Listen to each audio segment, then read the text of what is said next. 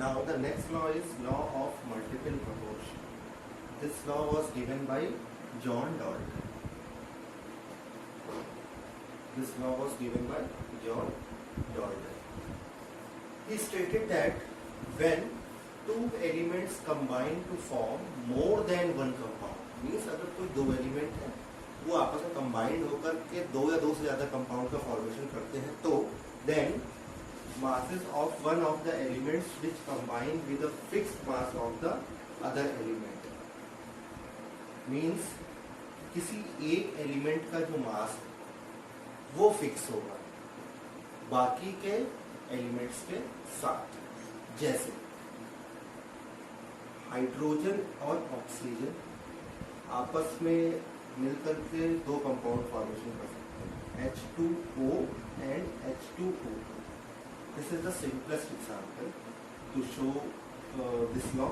Hydrogen and oxygen can form H2O and H2O. There is hydrogen is 2 gram, oxygen is 16 gram. Hydrogen is 2 gram, oxygen is 32 gram. That means the mass of hydrogen is fixed and it reacts with the different masses of the oxygen. In first case 16 gram and the second case is 32 gram, but there is the simple ratio between the oxygen present in the different masses in different compound, but there is the simple ratio between them. 16:32 means 16 ratio 32 means 1 ratio. This is the simple ratio present between the oxygen atoms in water as well as the hydrogen peroxide.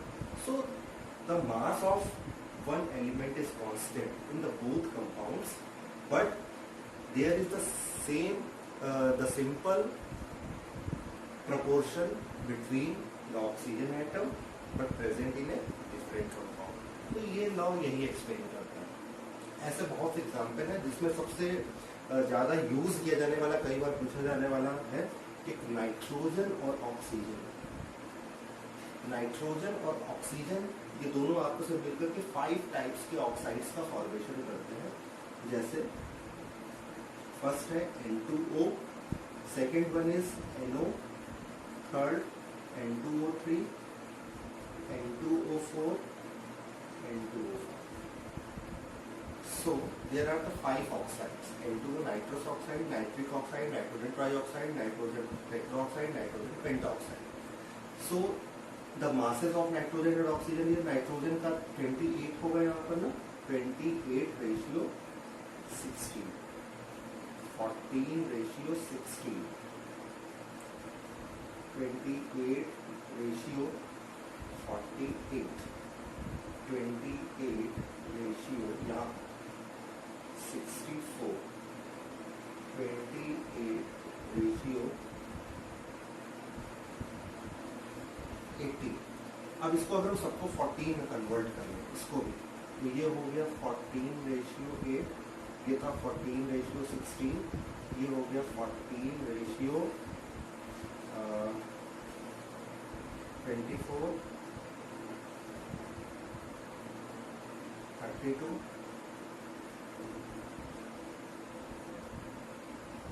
40.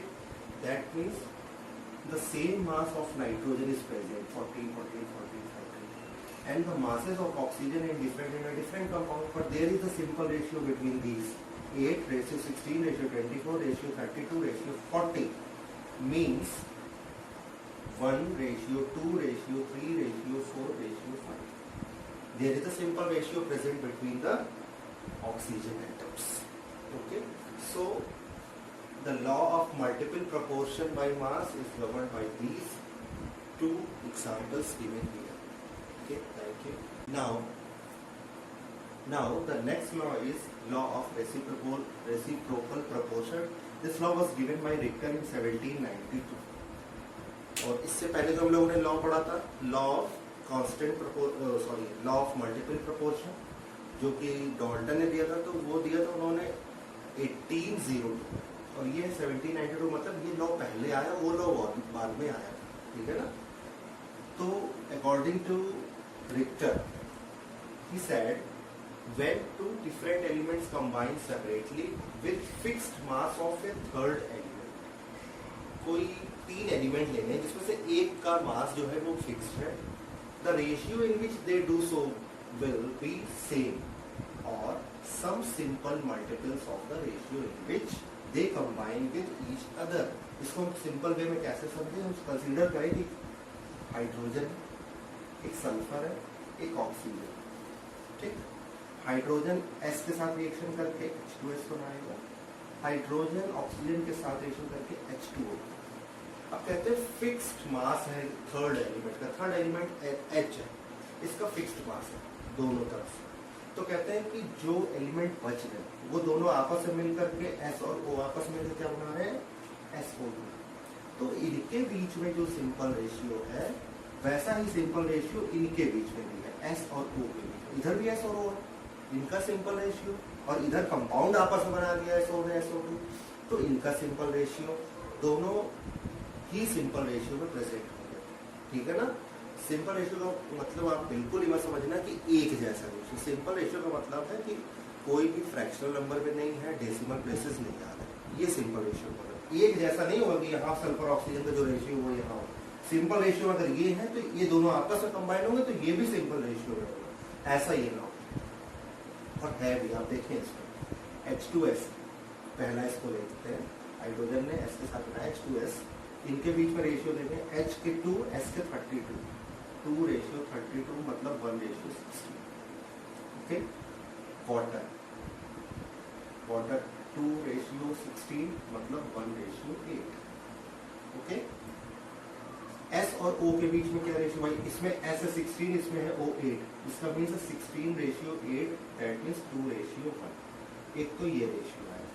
Sulphur oxygen के बीच में ratio है 2:1 इन दोनों में, जहां पर hydrogen fixed था. अब SO2 का निकालो.